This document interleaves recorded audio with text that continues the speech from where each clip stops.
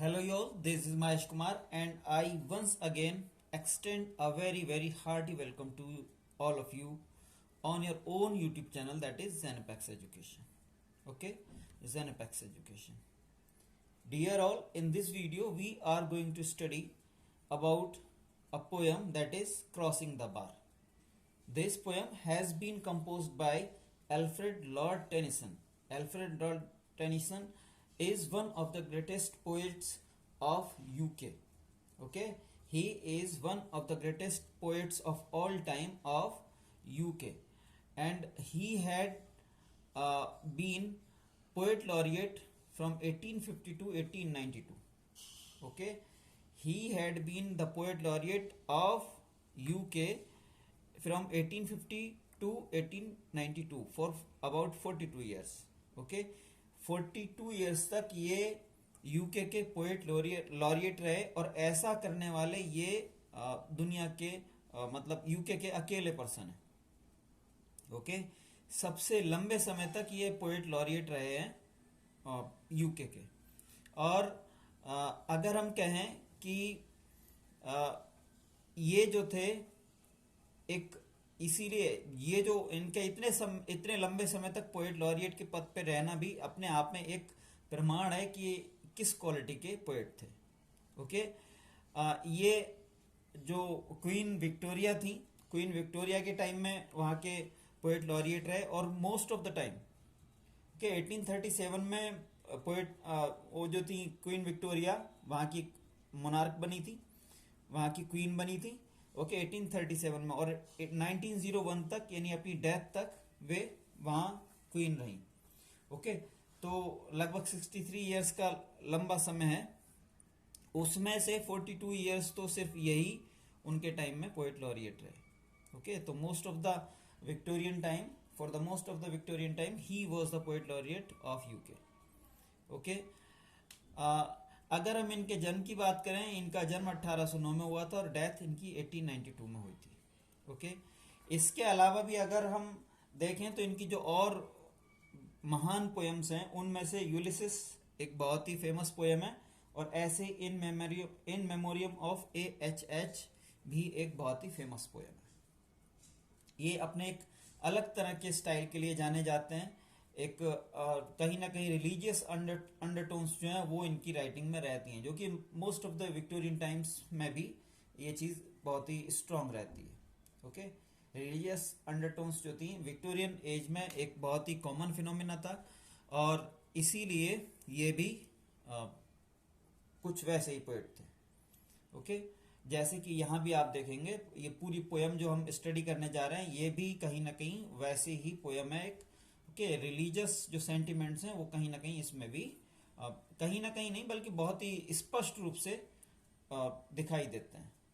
Okay, they are very apparent.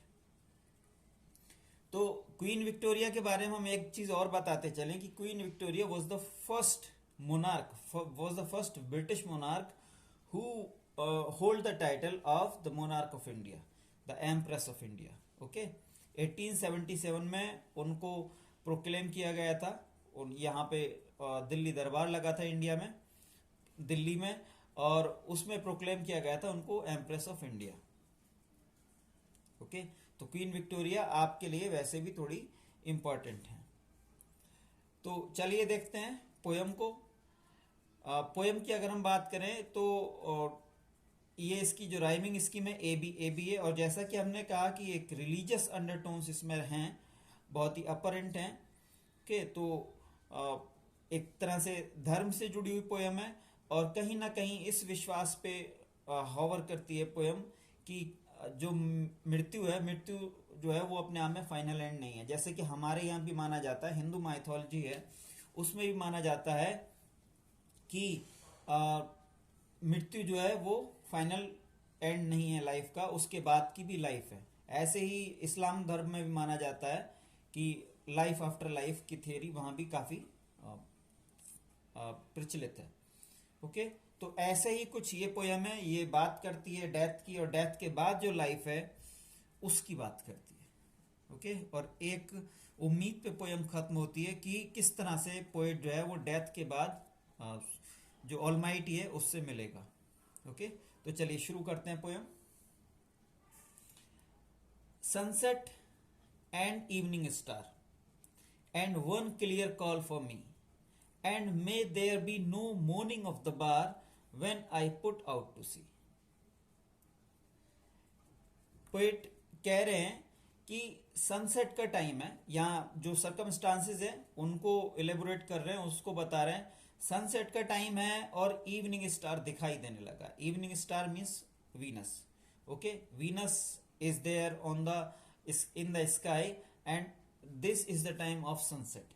जिस time की poem लिख रहे हैं पोएट, ओके, सनसेट का टाइम है और इवनिंग स्टार दिखाई देने लगा है। सनसेट यहाँ फिर से हम बता दें, यहाँ सनसेट जो सिंबॉलिक है, सिंबॉलिक है। जैसे सनसेट जो है वो शाम के टाइम में होता है, पूरा दिन जब बीत जाता है तो शाम को सनसेट होता है और इवनिंग स्टार दिखाई देने लगता है। तो सनसेट जैसे कि दिन के बाद सनसेट होता है, वैसे ही पोएट जो है वो अपनी लाइफ के लास्ट पड़ाव पे है। ओके, तो वो यही दिखाना चाह रहा है कि मेरी जो लाइफ है पूरी वो बीत चुकी है और अब कहीं ना कहीं दुनिया से जाने का टाइम होने वाला है। ओके, दुनिया जो है अंधेरी होने का टाइम होने वाला है। यहाँ सनसेट से मतलब अंधेरा होने वाला है, यानी एंड होने वाला है डे का। यहाँ हम अगर हम बात करें तो पोएट की लाइफ का एंड होने वाला है सनसेट से। ओके, और इवनिंग स्टार दिखाई देने लगा, इसका मतलब ये है कि कहीं ना कहीं पोएट को लगने लगा है that he is about to die और he is going to live no further more. Okay, मतलब कोई कम से कम ज्यादा लंबे समय तक नहीं जीने वाला, वो उसको ऐसा लगने लगा। इवनिंग स्टार दिखाई देने लगा। Evening star is the symbol of the end of the day. Okay, तो वैसे ही पोएट को इवनिंग स्टार जैसा कुछ दिखाई देने लगा है, उसको ऐसे संकेत दिखाई देने लगे हैं। यह हम बता दें कि जब ये पोएम लिखी गई 1889 में, ये पोएम लिखी गई है और पोएट की डेथ हो जाती है 1892 में। ओके, तो अपनी डेथ से उसने मुश्किल से 3 साल पहले ये पोएम लिखी है। और इस पोएम को लिखने से पहले पोएट काफी दिनों बीमार रहे थे, काफी सीरियसली बीमार रहे थे। एल्फ्रेड लॉर्ड टेनिसन काफी सीरियसली बीमार रहे थे और इसीलिए कहीं ना कहीं उनको ऐसा एहसास हुआ कि चलो इस बार तो मैं ठीक हो गया, लेकिन लगता नहीं कि अब ज्यादा दिनों जी पाऊंगा। ओके, तो इसीलिए उन्होंने 1889 में ये पोएम लिखी थी। और हालांकि इसके बाद भी, क्योंकि 3 साल वो और जिंदा रहे हैं यहाँ के बाद, तो हालांकि इसके बाद भी उन्होंने कुछ पोएटिकल पीसेस लिखे, लेकिन उनका कहना यह था कि मेरे इस पीस को मेरा लास्ट लिटरेरी पीस माना जाए, मेरी लास्ट कंपोजिशन माना जाए। ओके, क्योंकि ये एक तरह से अपनी डेथ बेड पे लिखी हुई पोयम के तौर पे वो बताना चाहते थे, जताना चाहते थे दुनिया को। ओके, तो इसीलिए यहाँ जो है पोएट एक तरह से हम कह सकते हैं ऑटोबायोग्राफिकल टच है। और पोएट ये बताने की कोशिश कर रहा है कि I have lived a life, a pretty long life, rather we must say, okay, I have lived a pretty long life and now this is the time to go, and all the symbols, all the signs of the end of the life are pretty apparent, are clear, okay, around the poet. Okay, जैसे कि sunset हो रहा है, शाम का time है, मतलब उसकी ओल्ड एज हो चुकी है, 80 ईयर्स का वो उस टाइम था जिस टाइम उसने पोएम लिखी, और 3 साल के बाद डेथ हो जाती है। इवनिंग स्टार यानी लास्ट के जो साइंस हैं वो दिखाई देने लगे हैं, जैसे कि वो काफी सीरियसली बीमार हुआ उस टाइम और उसके 3 साल के बाद फिर मर भी जाता है। ओके, तो सारे साइंस, सारे जो सिंबल्स हैं वो अपरेंट हैं कि अब जो है ज्यादा दिनों नहीं जिएगा पोएट, और यही वो कह रहा है। And one clear call for me and may there be no morning of the bar when I put out to sea. Okay, next line में वो कह रहा है, सेकेंड लाइन में, कि एक मुझे बिल्कुल क्लियर हो रहा है कि एक कॉल आ रही है मुझे वहां से, है ना, कि अब जो है दुनिया को क्विट करने का टाइम आ गया, दुनिया से जाने का टाइम आ गया है, ऐसी कॉल वहां से आ रही है, ऐसा बुलावा वहां से आ रहा है। जैसे कि हिंदू माइथोलॉजी में भी कहा जाता है कि देवदूत आते हैं और उनका मैसेज आता है कुछ इस तरह से करके। ओके, तो and one clear call for me, वहां से क्लियर कॉल आ रही है। And may there be no morning of the bar when I put out to sea, और इसीलिए जब मैं मरूं तो मेरी ये इच्छा है कि मेरी मौत पे कोई विलाप ना करे। ओके, जो जिस तरह से दुख अपना जाहिर करते हैं लोग उस तरह से कोई दुख मेरी मौत पे जाहिर ना करे। हालांकि यहाँ मॉर्निंग ऑफ द बार लिखा है उसने, यानी बार जो है वो दुख प्रकट ना करे। ओके, हालांकि अगर हम बार को देखें तो बार किसे कहते हैं, देखिए जैसे ये मान लीजिए सी है, ओके, और ये लैंड एरिया है।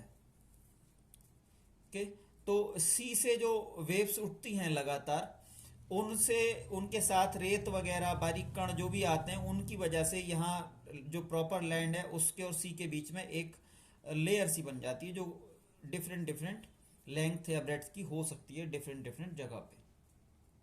ओके, तो ये जो एक पतली सी ये पट्टी बन जाती है सैंड की, जो कि बीच जैसी होती है, इसी को हम बार कहते हैं। ओके, तो उसी की बात हो रही है। And may there be no morning of the bar when I put out to sea. Actually यहाँ सी जो है वो लाइफ के बाद, लाइफ एंड होने के बाद जो लाइफ है, या जो भी हम कह सकते हैं कि जो भी फिनोमेना है उसके बाद का, उसको रिप्रेजेंट कर रहा है।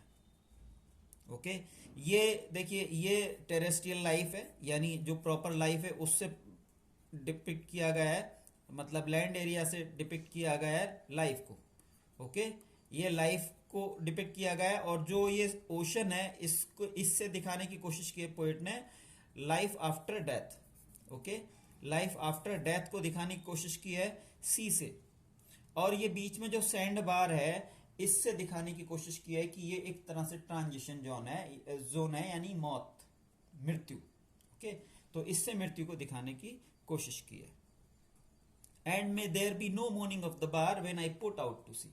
तो इसीलिए मेरी मौत पे कोई किसी तरह का कोई विलाप, कोई किसी तरह का दुख प्रकट वगैरह जो है वो नहीं हो। लोग मेरी मौत को जो है बहुत ही नॉर्मली लें, उस पर जरूरत से ज्यादा रिएक्ट ना करें। ओके, जिसको कि हम ओवर रिएक्ट भी कह सकते हैं, वो कोई ना करे। पोएट ये चाह रहा है, मतलब वो ये नहीं चाहता कि मेरी मौत पे किसी तरह कोई बहुत ज्यादा हल्ला गुल्ला हो, कोई बहुत ज्यादा लोग परेशान हो, दुख प्रकट करें या कुछ भी ऐसी चीजें करें। यानी वो इनडायरेक्टली ये कहना चाह रहा है कि मेरी मौत को बस नॉर्मली लेना। Sunset and evening star and one clear call for me. Sunset हो रहा है, इवनिंग स्टार दिखाई दे गया, और अब मुझे बिल्कुल स्पष्ट कॉल आ रही है, मुझे दिख रहा है कि मेरा अंत समय आ गया है, भगवान से मेरा बुलावा आने वाला है। ओके, और इसीलिए मेरी इच्छा है कि मैं जब मृत्यु को प्राप्त करूं, जब मैं मरूं, तो मेरी मौत पे कोई भी विलाप ना करे। जब मैं अपनी अंतिम यात्रा पे निकलूं तो मेरी मौत पे कोई भी विलाप ना करे, मेरे जाने पे कोई भी विलाप ना करे। But such a tide as moving seems asleep, too full for sound and foam, when that which drew from out the boundless deep, deep ये जो यहाँ कट गया है इसलिए हमने यहाँ लिख दिया है, when that which drew from out the boundless deep turns again home. Okay, poet कह रहा है कि कुछ ऐसा समय है, but such a tide as moving seems asleep, too full for sound and foam. वो चाह रहा है कि एक ऐसी जोरदार टाइड आए, अब समुद्र में एक जबरदस्त टाइड आए, बहुत ही फुल वाली टाइड आए, और वो इतनी जबरदस्त टाइड हो कि उससे ना तो किसी तरह का शोरगुल हो और ना ही किसी तरह का फोम वगैरह उठे। मतलब वो ये दिखाना चाह रहा है सिंबॉलिकली फिर से कि जब मैं मरूं तो एक कंप्लीट बस साइलेंस होना चाहिए, है ना। वो साइलेंस होना चाहिए, किसी तरह का कोई दिखावा, किसी तरह की कोई चीजें नहीं होनी चाहिए। फोम से यहाँ दिखावे को रिप्रेजेंट करने की कोशिश की है। ओके, दुख वगैरह जो प्रकट करते हैं उसको दिखाने की कोशिश की है। और साउंड, वो जो भी हम वहां पे उस टाइम जो साउंड्स क्रिएट होती हैं, उन सबको, रोने की आवाजें हो सकती हैं, वो दूसरी चीजें हो सकती हैं, तो वो सारे हल्ला गुल्ला उस चीज को, और फोम मतलब किसी भी तरह के दिखावे को, वो ये चाह रहा है कि जब मैं मरूं, जब मैं जा रहा हूं इस दुनिया से, तो उस पर किसी भी तरह की कोई ऐसी चीजें ना हो।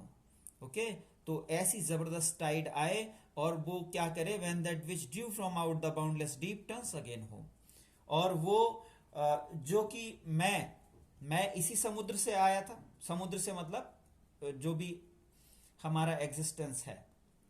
ओके, मैं मतलब जो ओरिजिनेशन पॉइंट है वो कहता है कि मैं ऐसे ही आया था और ऐसे ही चला जाऊं। When that which due from out the boundless deep turns again home, है ना भाई। हम दुनिया से दुनिया में हमारा एग्जिस्टेंस भले से इस टाइम फिजिकली दिख रहा हो, लेकिन जब हम आते हैं, ओके, जब या लाइफ की शुरुआत होती है तो बस ना के बराबर जैसा साइज होता है हमारा, तो वहां से शुरुआत होती है। तो जैसे मैं आया था वैसे ही चला जाऊं, ओके।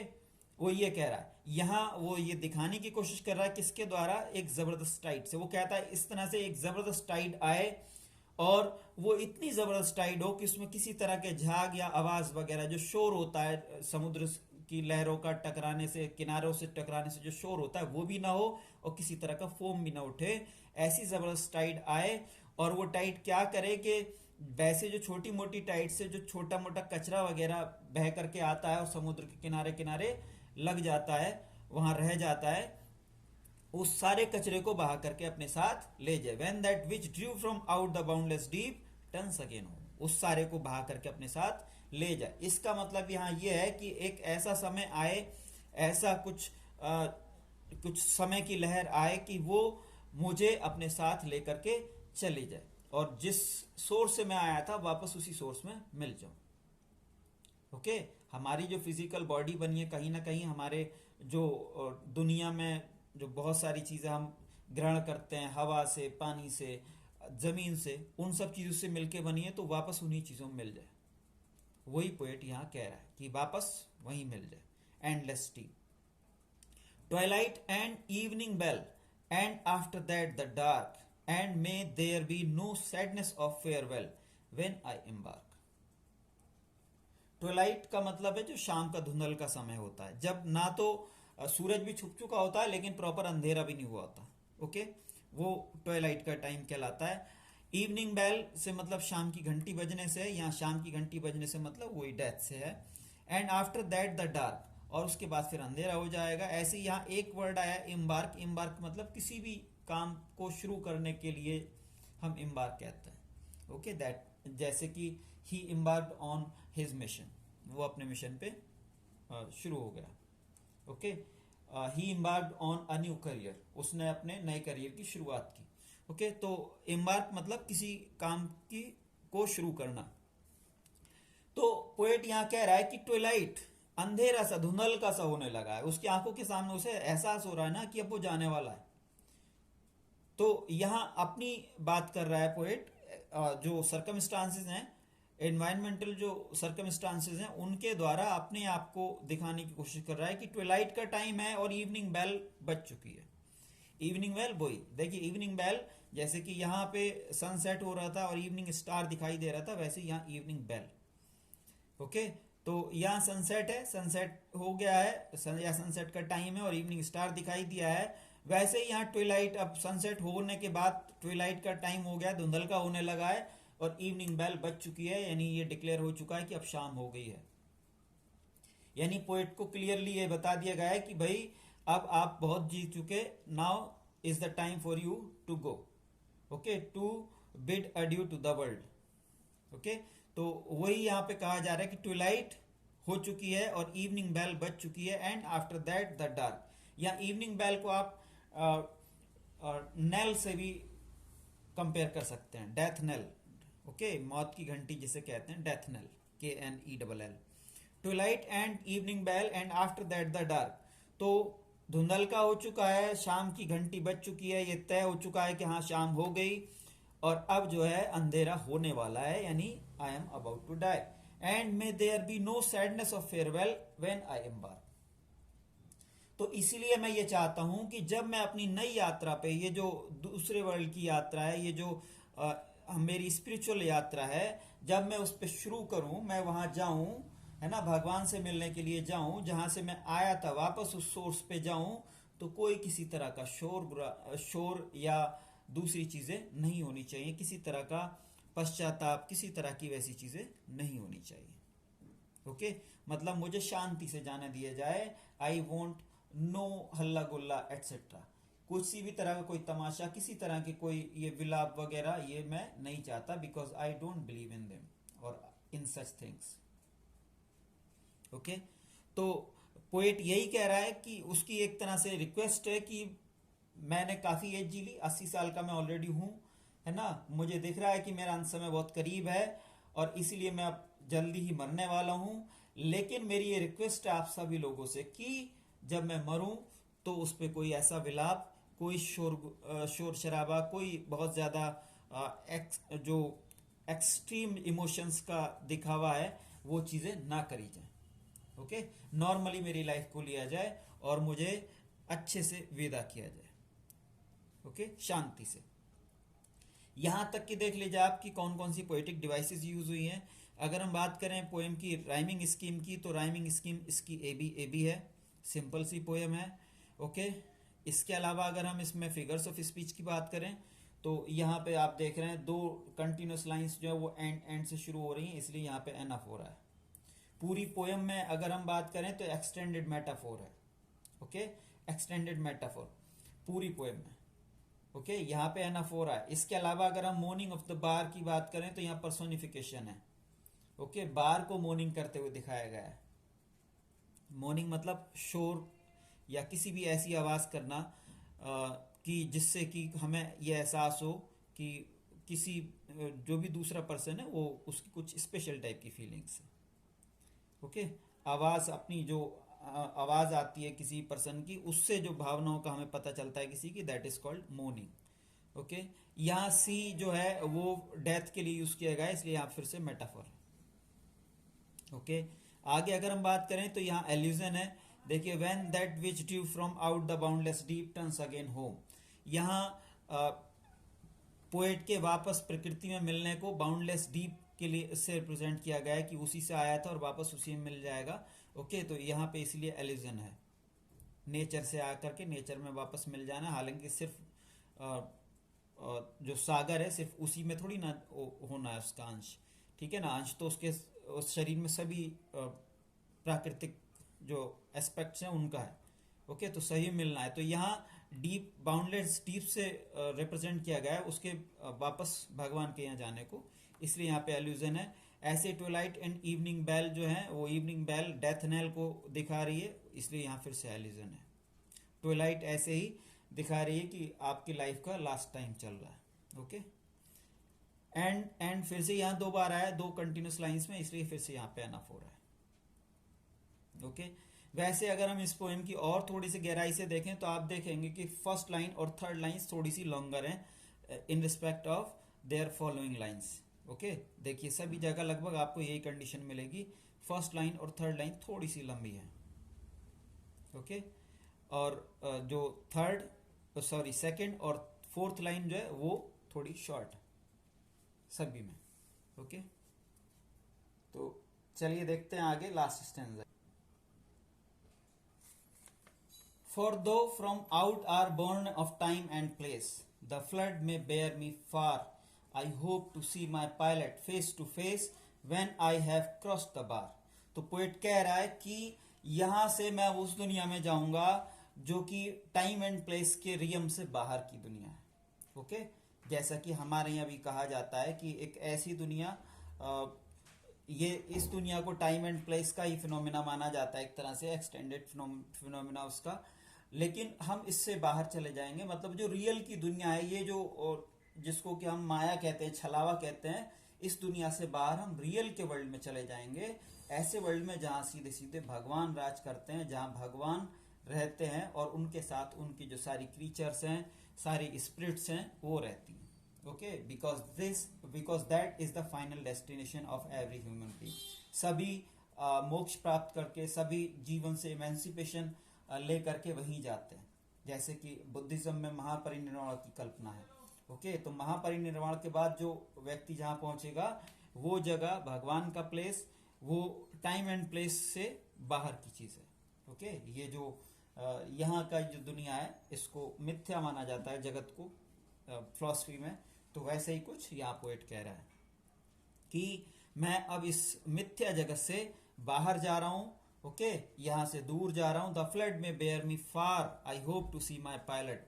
ओके, तो यहां से ये जो फ्लड आएगी, वो जो यहाँ पहले कह रहा था कि एक बहुत बड़ी सी ये आएगी, but such a tide as moving seems asleep, है ना, बहुत बड़ी टाइड आएगी और वो मुझे बहा करके ले जाएगी यहाँ से, है ना। तो वैसा ही पोएट उसी चीज को यहाँ कह रहा है कि वो जो फ्लड है वो मुझे अपने साथ बहा करके ले जाएगी और भगवान के पास ले जाएगी। और वहां I hope to see my pilot face to face when I have cross the bar. तो वहां मैं अपने पायलट से मतलब ये भगवान से है ना, तो वहां मैं भगवान से मिलूंगा, सामने से मिलूंगा उनके, है ना, उनका चेहरा देखने का मुझे सौभाग्य प्राप्त होगा, भगवान को देखने का, भगवान के साक्षात दर्शन करने का मुझे सौभाग्य प्राप्त होगा। When I have cross the बार, जब मैं ये बार जो है ये पार कर जाऊंगा, बार यानी डेथ, है ना। अब भगवान के पास जाने का समय है, और जो बार है सैंड बार, उसको पार करने का समय, मैं उसको पार कर जाऊंगा और भगवान से मिलूंगा। ओके, तो यहां और देख लीजिए, यहां देखिए इंजॉयमेंट है। इंजॉयमेंट कभी भी ऐसी किसी भी पोएटिक कंपोजिशन में रहता है जब एक ही सेंटेंस या एक ही थॉट एक लाइन से ज्यादा में कंटिन्यू करता, but poet uses no punctuation mark to denote it. तो ऐसे ही यहाँ आप देख रहे हैं टाइम एंड प्लेस के बाद पोएट ने कोई पंक्चुएशन मार्क यूज नहीं किया है, बल्कि नेक्स्ट लाइन में यूज किया है। ऐसे फिर से थर्ड लाइन और फोर्थ लाइन के बीच में भी नहीं है। ओके, तो इसलिए यहाँ पे एंजॉयमेंट है। माय पैलेट यहाँ भगवान के लिए यूज किया है उसने। ओके, भगवान के लिए, भगवान ऑलमाइटी या जो भी जो जनरल टर्म्स हैं, जो पॉपुलर टर्म्स हैं, वो यूज ना करके उसने नया टर्म सेलेक्ट किया अपने लिए, चूज किया, इसलिए यहाँ पे मेटोनिमी है। ओके, और यहाँ बार जो है वो फिर से यूज किया गया है डेथ के लिए। ओके, तो यहाँ फिर से मेटाफोर है, because bar represents death. Okay, so that was all about the poem. Hope you people would like it, and if it is so, don't forget to like, subscribe our channel, that is Zenepex Education. See you in the next video. Till then, keep studying, keep learning, and keep growing.